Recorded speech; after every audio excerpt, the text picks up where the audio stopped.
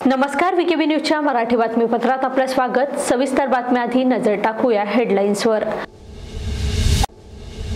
वाल्मिक कराड यांच्यासह इतर आरोपींना फाशीची शिक्षा द्या, शिंदे शिवसेना गटाने केले आंदोलन। नागपुरात भीषण अपघाताचं सत्र सुरूच, रोड क्रॉस करताना ट्रकच्या धडकेत युवकाचा मृत्यू, मॉर्टिन ब्रिज जवळ झाला भीषण अपघात। संभाजीनगरमधून औरंगजेबाची कबर उकळून फेका, नवनीत राणा। आता सविस्तर वृत्त।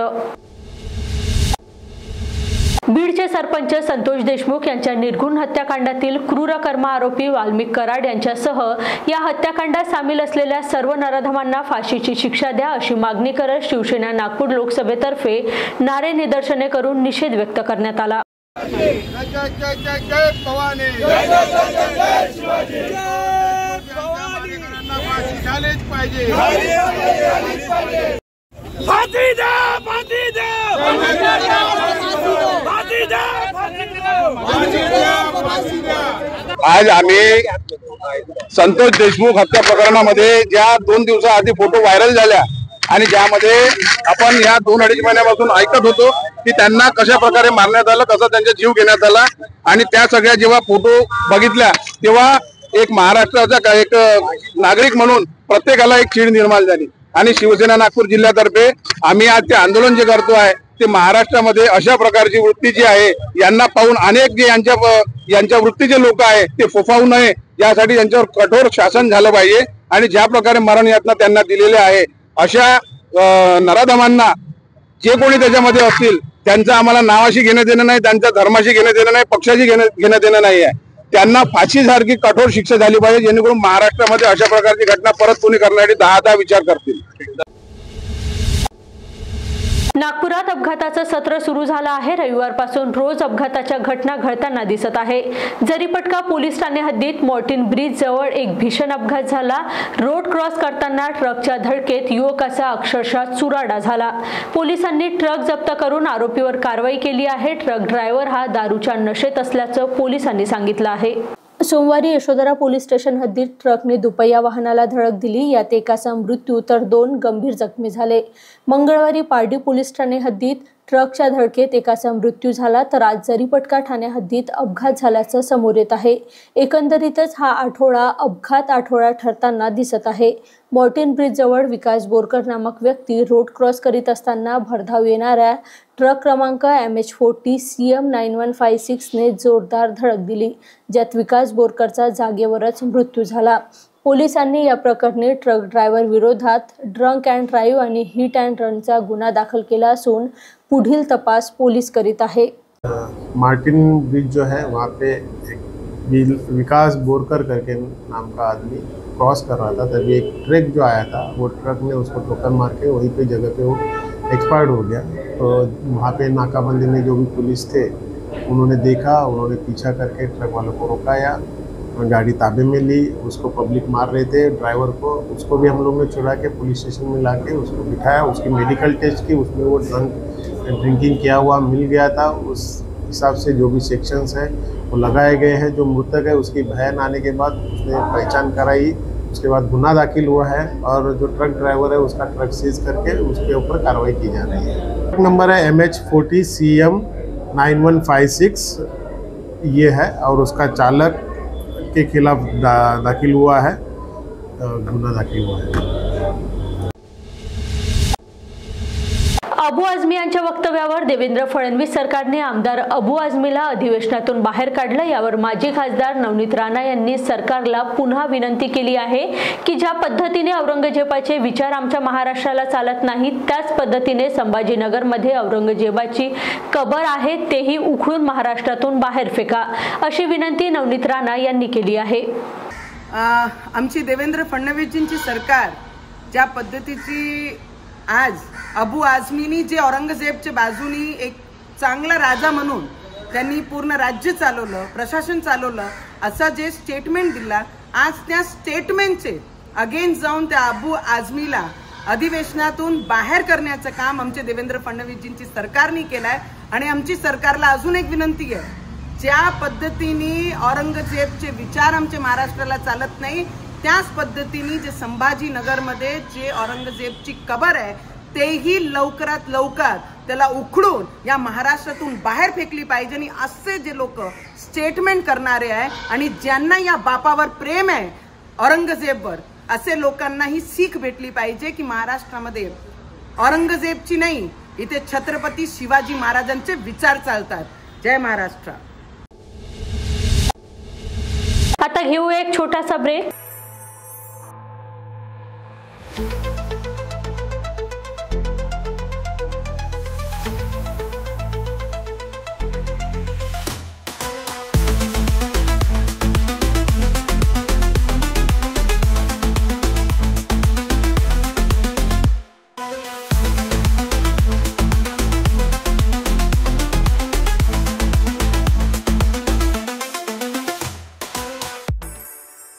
ब्रेक नंतर पुन्हा आपलं स्वागत.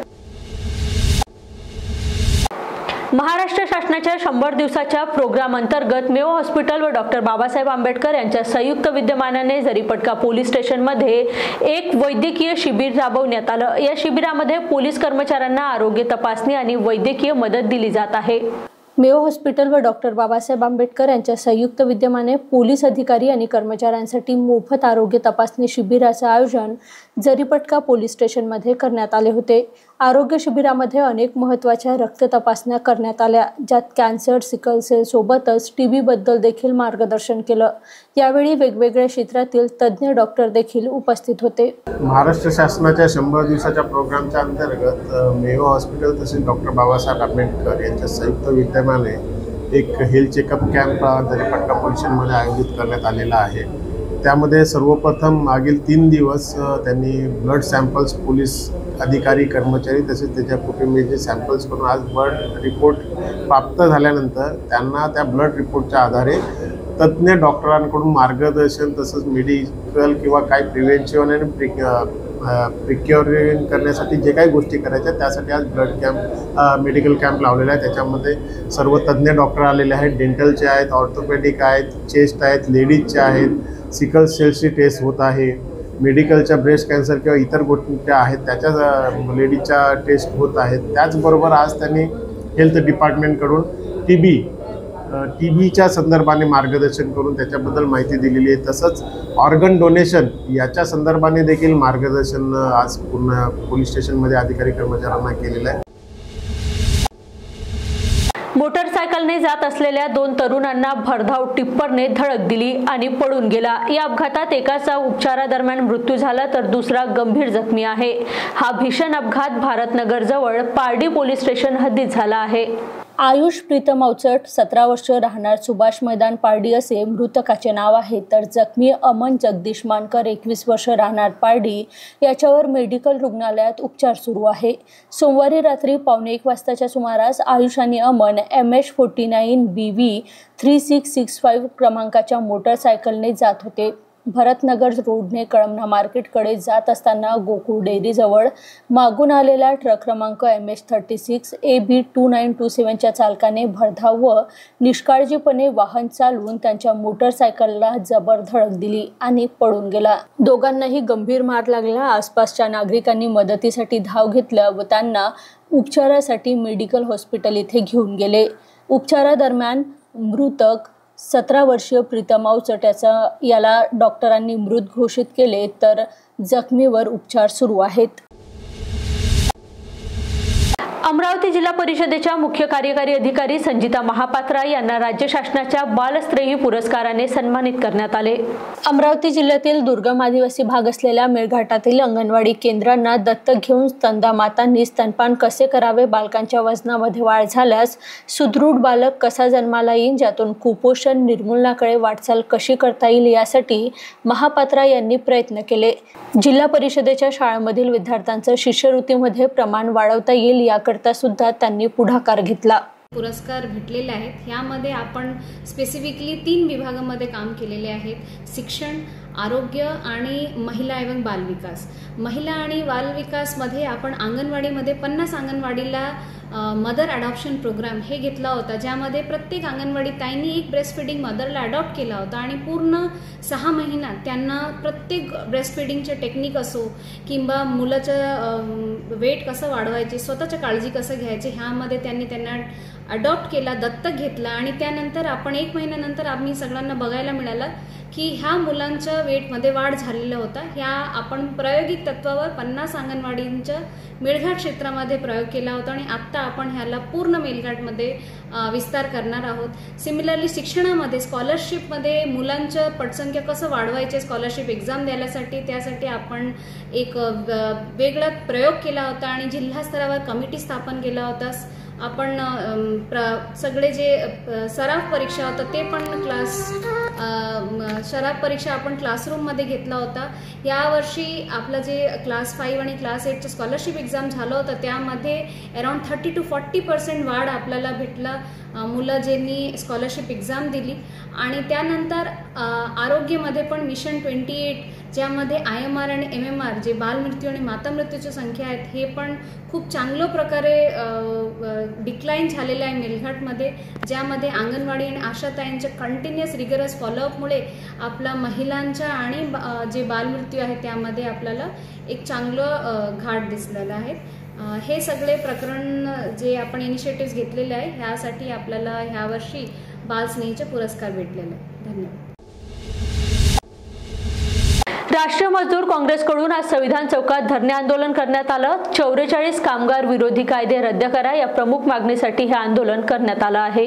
मैं advocate Subhash Ingle, general secretary राष्ट्रीय मजदूर कांग्रेस इंटक नागपुर जिला और उपाध्यक्ष महाराष्ट्र इंटक की ओर से हम लोग यह आज का दिन जो धरना और आंदोलन का प्रोग्राम आयोजित किया गया है वो इसलिए है कि कामगार कायदे जो 44 कायदे सेंट्रल गवर्नमेंट ने बनाए और उस 44 कारखाने कायदे को रद्द कराकर